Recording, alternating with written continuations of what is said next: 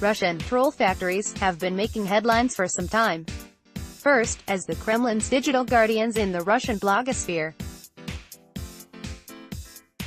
Then, as subversive cyber squads meddling with U.S. elections. While there has been much sensationalist talk about troll brigades, there have also been thorough investigations of first-party sources and genuine leaks. Indeed, some, mostly former, Russian trolls have been willing to talk.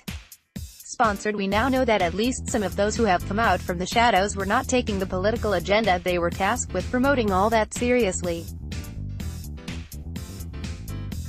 We also know, in some detail, the internal organization and work schedule of the so-called troll farm internet research agency, where most whistleblowers used to work. As well as quantity-oriented commenters and bloggers, the agency employed skilled researchers who spoke foreign languages and undertook high-quality investigative work. A few statistical analyses of large samples of trolling posts also show that institutionalized political trolling and the use of bots have become a consolidated practice that significantly affect the online public sphere. What has been shrouded in mystery so far, however, is how institutionalized, industrialized political trolling works on a daily basis. We have also lacked a proper understanding of how it affects the state's relations with society generally, and security processes in particular. Neutralizing trolls. For our recently published research, we wanted to understand what pro-Kremlin trolling does and how it works in the Russian blogosphere. We analyzed how investigative journalism, if trolling gets trolled, worked our way through the trolling trails generated after the assassination of Boris Nemtsov, Russia's unofficial opposition leader, and interviewed a former employee of Internet Research Agency in a series of online chats. During this research we found a distinct phenomenon which we called neutralization. This authoritarian practice co-opts trolling as an, in principle, anti-establishment, if inflammatory activity, and turns it into a method of regime consolidation. Neutralization prevents civil society's attempts to expose the regime as a security threat by creating conditions where political mobilization becomes absurd, so any risk to the regime is neutralized. Meaningful political engagement only feeds the troll, that is, it gets sucked into the trolling spiral of ironizing the public sphere. Trolls in action. Unlike conventional operations of propaganda, neutralization does not advocate a distinct political agenda. Pro-Kremlin trolls generate a stupefying noise through internet activism which seems to originate from citizens.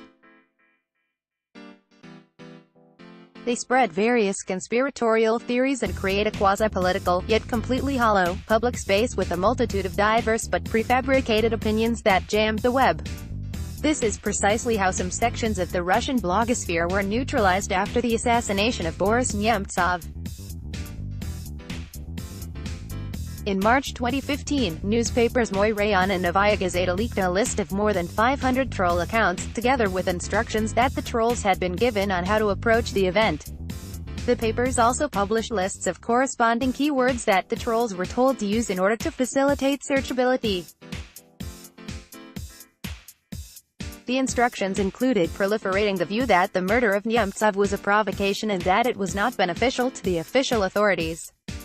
Trolls were also told to broadcast the alleged PR benefit to the opposition of the death of their comrade, and the involvement of Ukrainian persons in the assassination.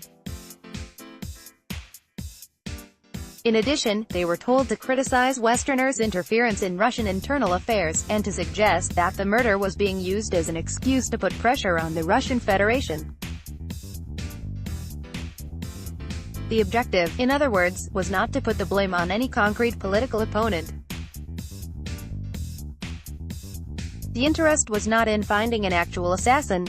The logic was to imbue the discussions with such contradiction and filth that any bona fide user felt disillusioned and despondent. This flooding effect deters the audience from taking anything seriously. Vitally, neutralization plays on citizens' own critical faculties by first drawing them in and then confusing them. It is not about merely pulling the wool over their eyes, and it has little to do with coercion or silencing. Instead, it exploits and twists the idea of self-expression and citizen reaction in a way that leads to withdrawal from politics. Unlike the more common forms of propaganda, which see mass media encouraging support for the political system, neutralization encourages cynicism. All the while trolls preserve the semblance of sincerity and authenticity by following instructions. They cannot be convinced, as their task is to implode any meaningful conversation. This position makes it near impossible to blow a whistle on a troll. But exposing trolls as professionals of nihilism is insufficient anyway. They are but precarious labor in a powerful political strategy. Neutralization isn't limited to within Russia's borders. It is increasing internationally, too. The deployment of bots to disrupt political dialogue is just one example of the spillover. And while this does not have the same power as an operation backed by the trolled nation's own government, this strategy can wreak havoc. By Zymana Karovska, Marie Skłodowska-Curie Fellow, Aberystwyth University, and Anatoly Reshchednikov, PhD researcher, Central European University. This article was originally published on The Conversation. Read the original article.